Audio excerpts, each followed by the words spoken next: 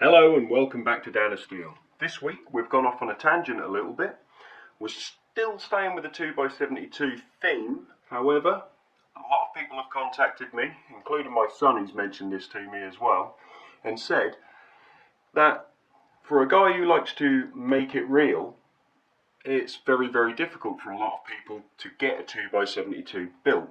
The reason being, they're not lucky enough perhaps to have access to good quality welding equipment. So, with this in mind, a challenge was put to me by a few of the viewers, and what they've done is they've asked if it's possible to build a grinder similar to the one that I show in the videos without fancy tooling. So, taking some simple box steel, a little bit of plate steel, and a drill, just a cordless drill.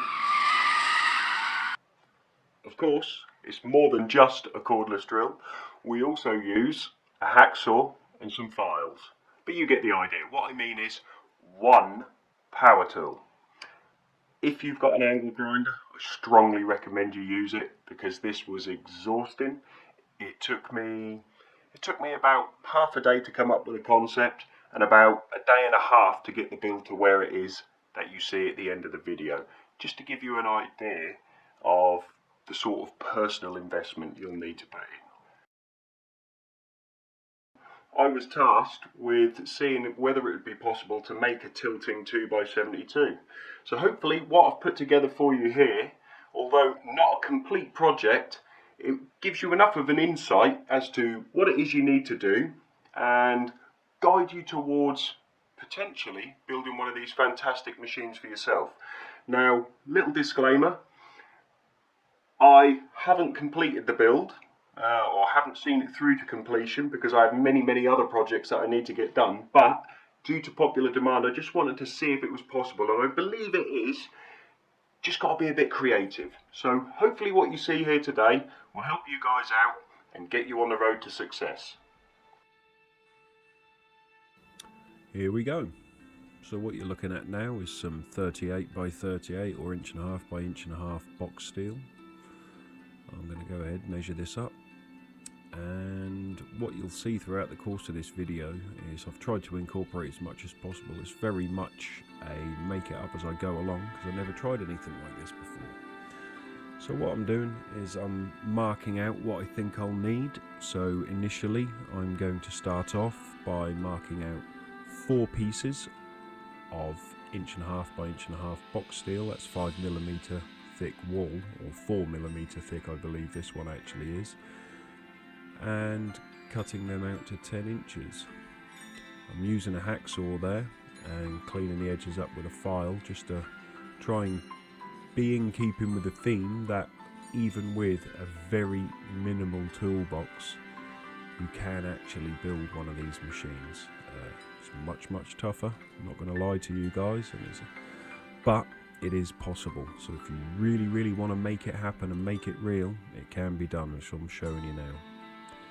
So to get the uprights to fix to the base part, what you can see I've done there, took my hacksaw, cut some slots through both sides, just like so. Turn it, pop it on its side, stick it in the vise, and where my scribe line is there, that's 38mm from the end, I go and I cut that section out. I went for 38mm because it's the same width as the box steel. So when I flare the sides out like this, it gives me the ability to now use this as a riser section, put it onto my base section like so, and what we'll have to do is go ahead, dot punch those,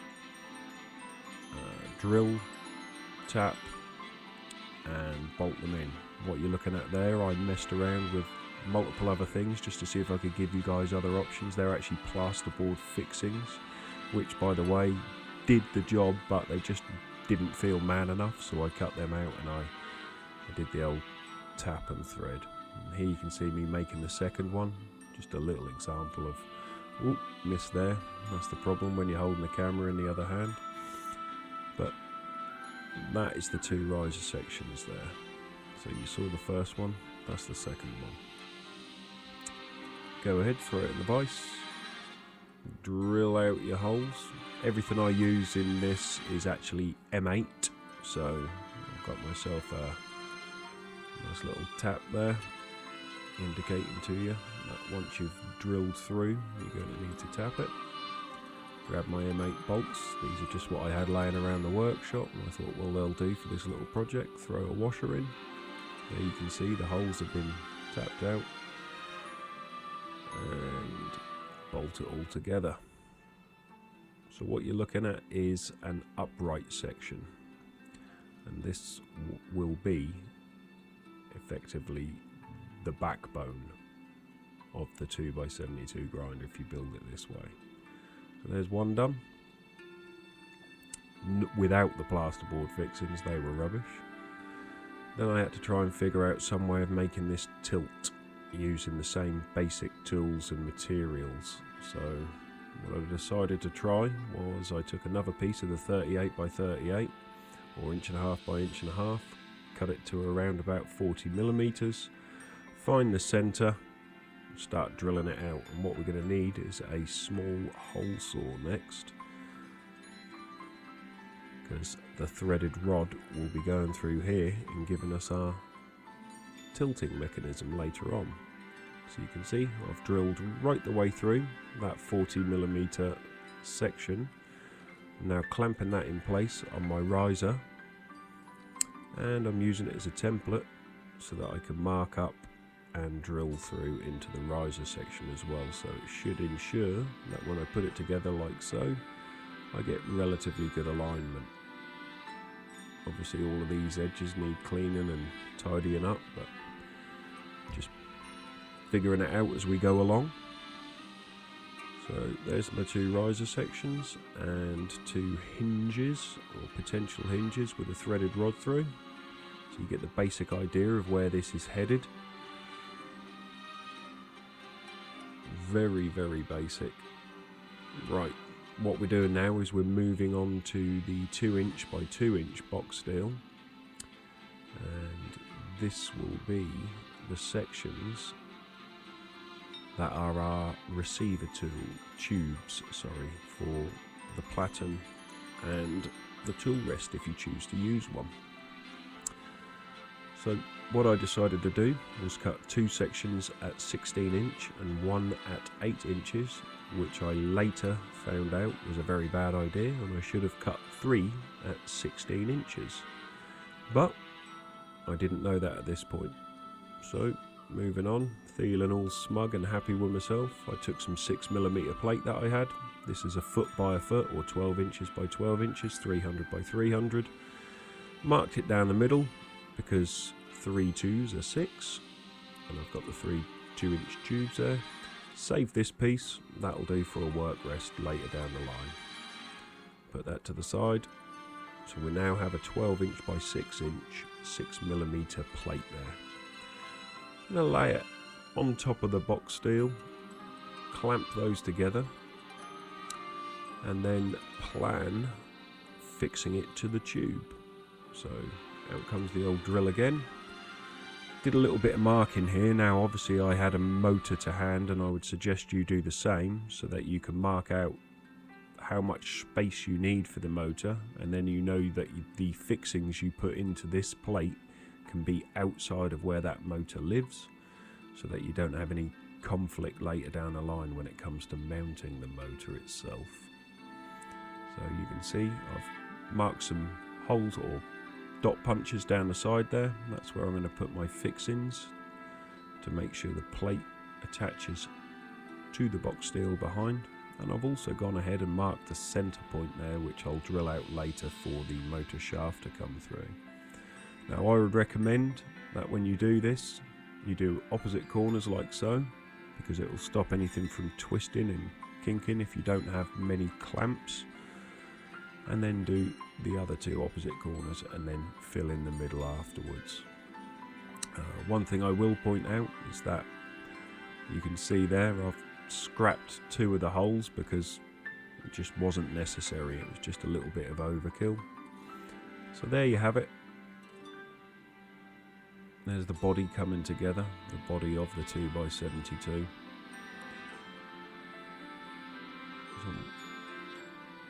so far all of that is far enough back where if I put a tooling arm in or a tool rest,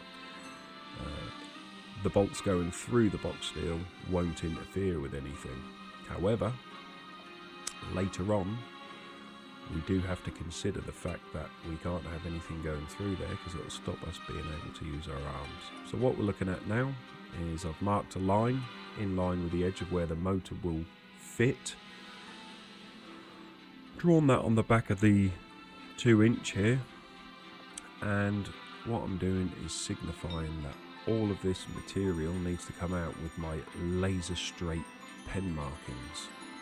It took me years to learn how to do that. So fast forward in time and unbolt the plate. Make a few reference points if you need them, so you know which ones go to which plate or which box sections. Clear all of that dirt out of the way, and what we'll do is we'll go ahead and cut them out now, and that's what we're looking at here. So all bolted back together, cut the back sides out, and when you flip it over, this is what we see. So our nice little M8 bolts poking through. And we're going to use this to our advantage now, because although that is all tapped and those bolts are in there nice and tight, because I'd like it to be super sturdy, I'm going to go ahead and throw some nuts on the back as well anyway. The nut that I actually showed you there isn't the ones I used. I decided to use ones that have got like an integral washer type on them, but they're somewhat serrated so that they are less inclined to back out. You can of course use Nylox if you want to. So that's all bolted back together. Measured up where I need my hole to go for the motor shaft to go through. Got my dot punch out, went crazy, took a 4.5mm drill bit and drilled a lot of holes. And obviously when you drill a lot of holes and you punch that sucker out of there, you've got a lot of filing to do. So get busy, get sweaty. There's only one way to get this done. So here we are, cleaned up. When we take it all apart again, you'll see that little section comes out. It's not a big deal, because it's all been lined up. It will all bolt back together nicely. Now the reason I've taken it apart this time is because when we cut it, you can see we've got the lips on the corners, if you like. Well, that all of course needs to be flush. If we're going to mount a motor to this, it needs to be nice and flat, so that when we put the fixings through, everything sits flush, and of course your drive wheel turns flush. So my top tip to you when putting it back together, because everything's tapped out, is to throw a few little clamps on like this, whatever you've got, just to keep it all nice and steady while you put it all back together. So that's the first of the M8 bolts in, and there you go. That's one of the nuts that I chose to use there. They're anti-slip style, quite like them. But as I said, either that or Nylox, one or the other. Go ahead, lay it down flat, throw a spanner on there and give it a good nip up. So you can see, hopefully, we're making progress now. It is much easier if you do have a welding unit, and you can do this. Follow the revolution. That would be my best advice to you, by Brian House. He's got a channel here on YouTube. Give him a look. If not, this is a way around it. So now I've pieced it all back together. I've decided I want some extra fixings in here, because that motor's heavy and I just don't feel it probably would be strong enough, but I just feel that a few extra fixings will help. So these ones being so far up the receiver tubes now, of course that bolt I'm holding there is going to be too long. So what we need to do is consider the thickness of the steels, cut it down to suit so it doesn't stick through into the receiver tube. Now back onto the hinges. You can see what I've done there. I've drilled a 6.75mm hole, I think that was, and a 10mm hole on the opposite side of that. And what we're going to do is tap that out to M8. Everything in this build was M8 because I had loads of them and I thought I'll make use of them. And you see the 10mm hole at the top side there, purely to allow me to get my Allen key through and fix this into place. Now this was the point where I realised I need that section in there, so that's why I say I should have cut everything to 16 inches initially. But never mind, this is all part of the learning process and it saves you guys having the aggro of it, so there it is. I also considered the fact that when you put it into the horizontal position, you're going to need the centre of gravity to be in the centre, so that's why the hinge points are on the centre tube there, and that's why that particular part had to go in. Now we're at the point where I've bolted everything back together. I've thrown this on a swivel base purely to keep one of my subscribers happy, Kieran. He said he'd like to see that it's possible, so just showing you how I fixed that top plate in this particular occasion. There's multiple ways of doing this and you can be as creative as you like. Really, this isn't the sort of video that's a how-to video, it's just making people realise that it is possible. Now then, this piece of angle iron, what I came across was, I've got these threaded holes that I've put at the top there. Well, once I put this into the horizontal position,